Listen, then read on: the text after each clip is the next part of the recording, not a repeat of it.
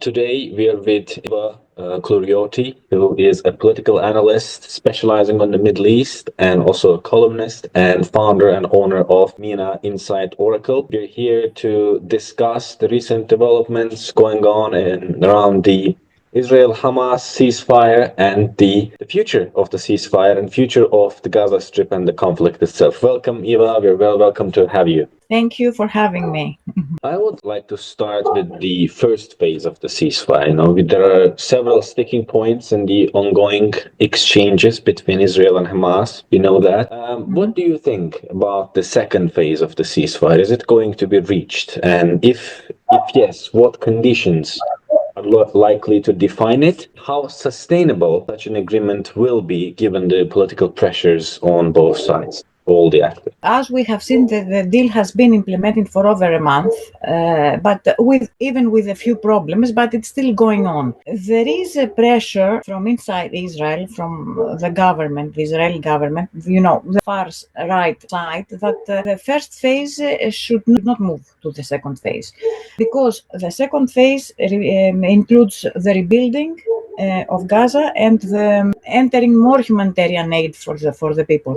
So there is a part of the government that they don't want that, and this is the reason they are trying to extend the first phase. As we have seen, they have presented this option too. On the other hand, Trump's proposal looked very attractive to the government, as we understand.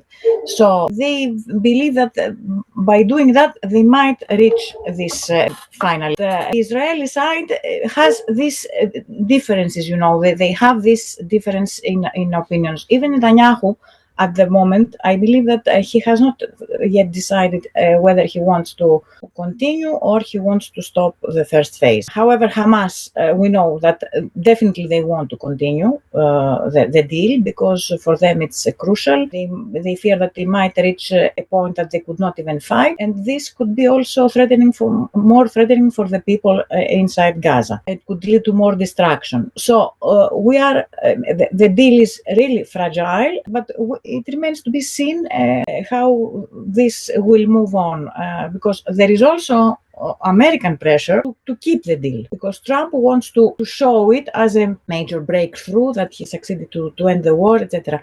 So there are issues that in the near future we have to see how they will move. Thank you very much. You've mentioned Trump, the Trump administration and the proposals of President Trump. And a few weeks ago, Trump has suggested relocating Gazans to Egypt and neighboring Arab states, and also mentioned the United States taking over Gaza Strip.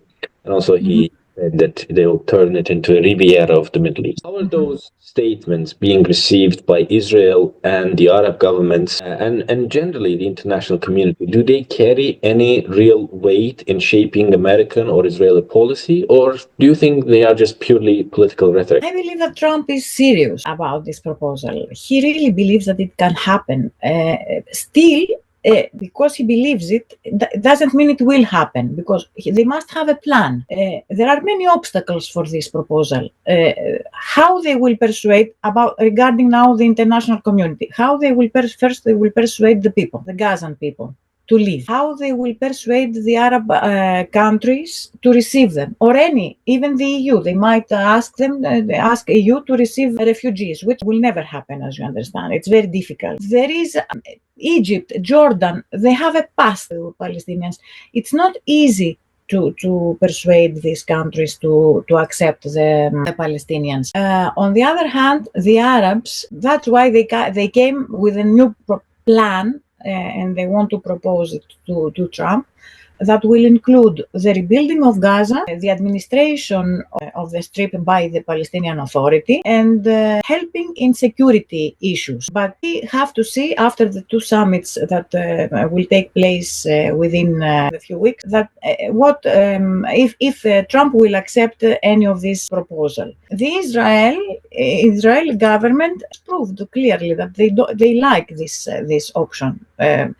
throwing out the Palestinians and maintaining the territory of Gaza. That might lead, I believe, that they definitely think that it might lead to implement the same solution to the West Bank. It would be the first step to throw out the people, as you understand. But these options have many obstacles. Still, we have to wait what Trump will think, because I think that it's him who will finally take the decision whether we will go with the Arab plan, the Arab proposal, or there will be what else. We will see. Fluid at the moment. Let's see. Let's wait. As a follow-up to this, you mentioned that you think Trump is sincere in his proposals and he believes in what he mentioned regarding the future of the Gaza Strip. There are opinions that state that this is simply a negotiation tactic employed by President Trump, that he wants the Arab governments around to take responsibility and to take concrete actions and to come up with a plan for the future of the Gaza Strip. So what do you think? You mentioned their plans, but what do you think is the American, Israeli, and the Arab government's plans for the future governance of Gaza Strip, the realistic scenarios, and the security of the Gaza Strip? They've all mentioned that they do not want to go to the pre-October 7th status quo. They want to change it. But how is it going to be changed? What is the most realistic scenario outcome for the future of the Gaza Strip? I agree. Yes, you're right. And this is what I wanted to, I meant basically that Trump may be pushing the Arabs to take over the responsibility of rebuilding Gaza. Definitely. The Americans, they don't want to spend any money on Gaza. Might be pressure, a way to pressure them. But going back to the pre-7th of October situation, I don't believe it's easy. Definitely, Hamas has to be restricted or removed totally. At least the Israelis will not accept something different. That's why the Arab plan includes the Palestinian Authority's administration of the Strip. There are many stakes. If Trump accepts this plan, I don't believe that Israel can do anything else unless Trump rejects it. So in this case, what? They will go back to war. They will destroy everything, because this is the other option. They will destroy everything that is left to make people want to live by themselves. They will not have anywhere to stay. They might be besieged. So no humanitarian aid will enter. This is the only way to pressure the people to leave. There is no other way. So this is the way to pressure the Arabs. I'm not sure about Israel. I'm not sure if Israel can pressure Trump, how much they can pressure Trump to accept this option by sending the people away.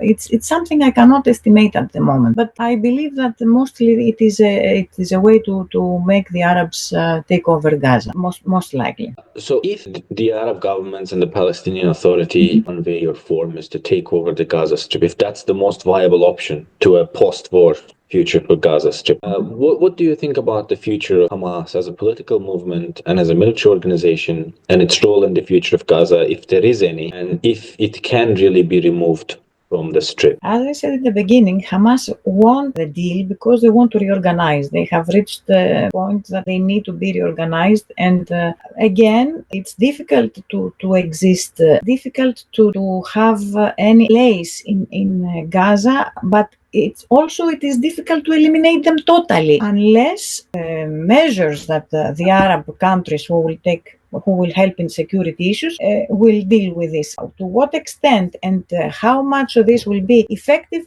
we have to see. Definitely Israel will not accept Hamas presence anymore. There are many discussions. Even Hamas agreed that the Palestinian Authority takes over the administration of the Strip, but will they accept to go out?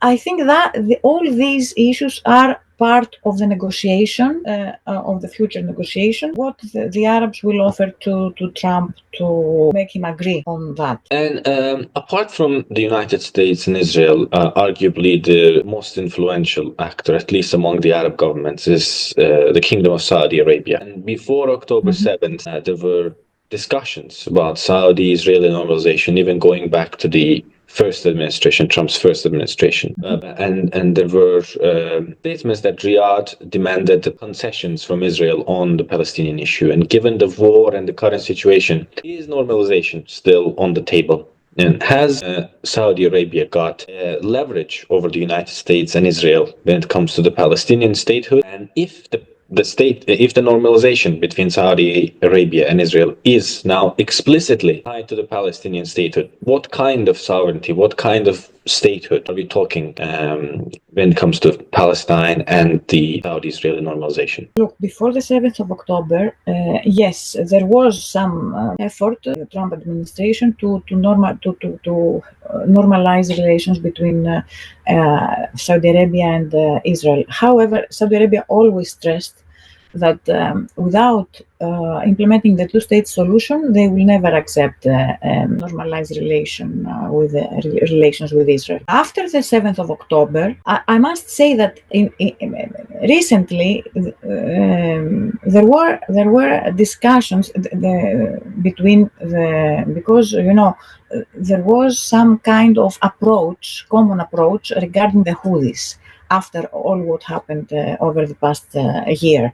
The Houthis are a definite threat for Saudi Arabia. That was the common ground between Israel and Saudi Arabia. That's why they were talking about common operation against them. Still, there is an option for a common operation of the Israelis and the Americans against the Houthis. But after this statement by Netanyahu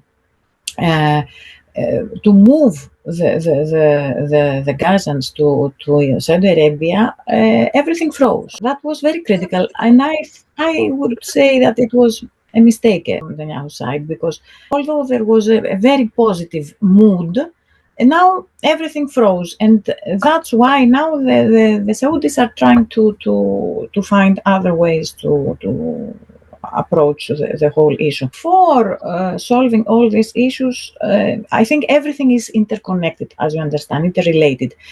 Before solving the issue of Gaza, or even in the context of accepting a plan for Gaza, the Saudis might accept to normalize relations in exchange for not sending the Gazans away and allowing them to rebuild the Gaza Strip. This is how I see it mainly. Everything is interrelated, so they might accept some normalization in exchange for this alternative plan. But still, it's Trump who will decide that. And lastly, when it comes to the Middle East, and talking of Middle East, in the past several decades, the elephant in the room has always been the Islamic Republic. And when it comes to discussions about the Gaza Strip, the Hamas, or the normalization deal between Saudi and Israel, there's always Iran in the background of discussion. What is the role of Iran? Do you think Iran, the Islamic Republic, has any influence or leverage over Hamas in their negotiations? Or is there any role for Iran to play in this discussion? And that also, we might also include a potential nuclear deal, or what kind of relationship is Trump administration planning to have with Iran? Do you have a very brief discussion on that as well? After what happened in Gaza, in the region, actually, that was I think a major blow to Iran's influence. Look what happened after the 7th of October. Let's summarize. Gaza was destroyed, along with its leadership. Hezbollah, the same. The Syrian regime fell. So the Syrian regime was, the Assad regime was very, very important for Iran. That was, I would say, number one blow, the most important blow for Iran. We've seen over the last months that there was an effort to reach, with the Biden administration, to try to reach a deal about the nuclear program. Trump more likely has a different position, and with Trump, Israel now is keen in they said that even that they might attack. There is always a plan to attack the nuclear program of Iran. Therefore, I believe that at this point, Iran is weakened, too much weakened, So Hamas also feels that they sold them. Obviously, they sold them. Everything. We said that from the very first moment that they can't say they didn't know or they didn't give their consent for this operation on the 7th of October, and they didn't support them. They didn't. Their support was because mostly they cared about their own remaining in power.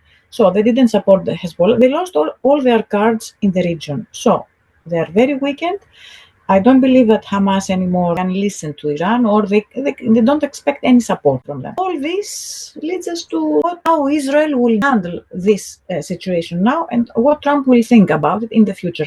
After resolving the Gaza issue, they might start thinking about what to do with Iran. Thank you very much for your very insightful discussions and answers. We're very glad to have you today.